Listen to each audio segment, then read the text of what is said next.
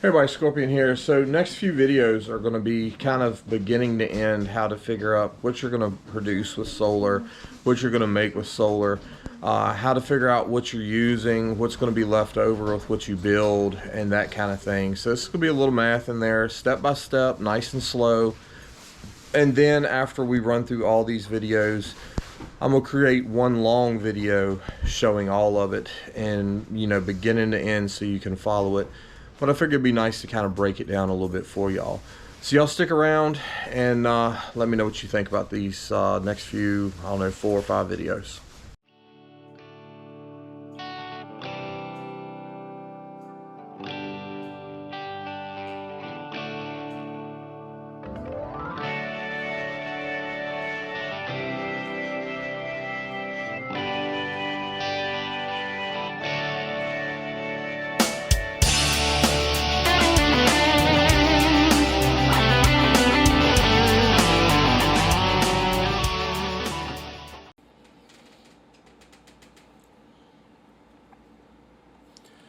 Alright, so some of the information you need on solar is going to be, I guess, kind of first off is knowing what your peak hours are a day. And that's going to be peak hours of sunlight. That's your maxing out your panels, getting the full amount of what you actually have out there, that kind of thing.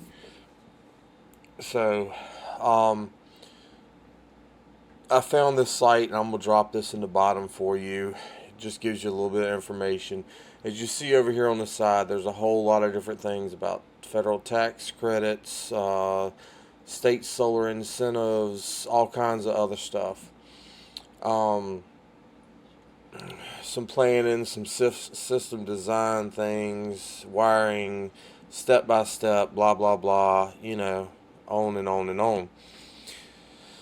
But you can go here and pick from your drop down menu of whatever. So it gives you, City of Richmond, State, Virginia, high is 4.5 hours and low is 3.37. So you kind of run off of an average of 4.13. And a lot of your solar stuff is average. So if you're trying to max out your system or you're off grid, you may have to go a little bit over to make sure that you're properly covered. Because low end, like the 3.37, that's going to be your winter months when your days are shorter. You're not getting as much direct sunlight, that kind of thing.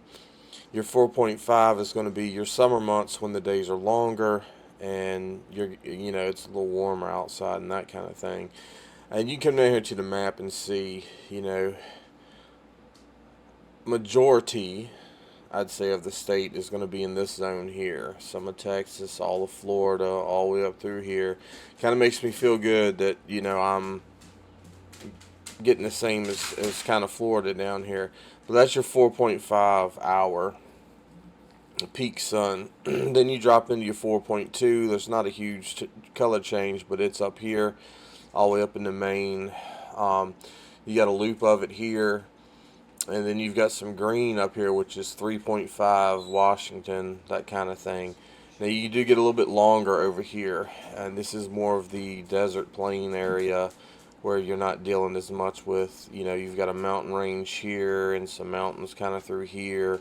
That changes stuff a little bit, but you got a small little spot that gets 6 hours, and 6 hours is a lot. But I'd say most of the state you're looking at 4.2 to 5 peak hours. The average is 4.5. And that's when you're going to be producing your max. So if you have 8,000 watts of solar out there, that's when you're going to be producing your 8,000 watts of power. And that is not going to run everything for just those few hours. And there's different ways to hook this stuff up too. So you kind of have to decide what you want, which way you want to go with everything from the get-go. I mean, you can always change up in the middle, but it costs money to change up. So do you want just solar panels to run, offset your power during the day? If so, all you need is panels and an inverter.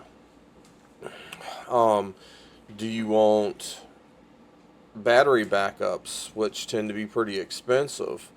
Um, if you switch, some of your inverters won't allow you to switch. You have to buy a new inverter. You know, if it's not set up for everything that you want, or you can't add to it later. The inverter I'm looking at has to have at least two batteries of the batteries that I'm using. Probably one battery that's big would be fine, but I mean, some of your batteries are $16,000 by themselves. People don't have money like that. You know, that's insane for a battery.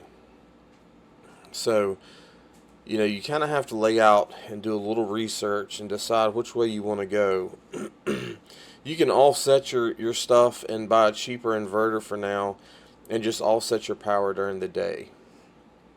And that's a good way to start.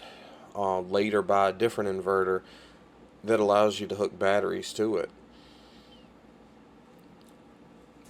But I've done enough research to know this is kind of the inverter I want to use. This is kind of um, the way I want to go. So I'll get the base that I need for my inverter to work, and then kind of step it up from there and finish building that inverter and system.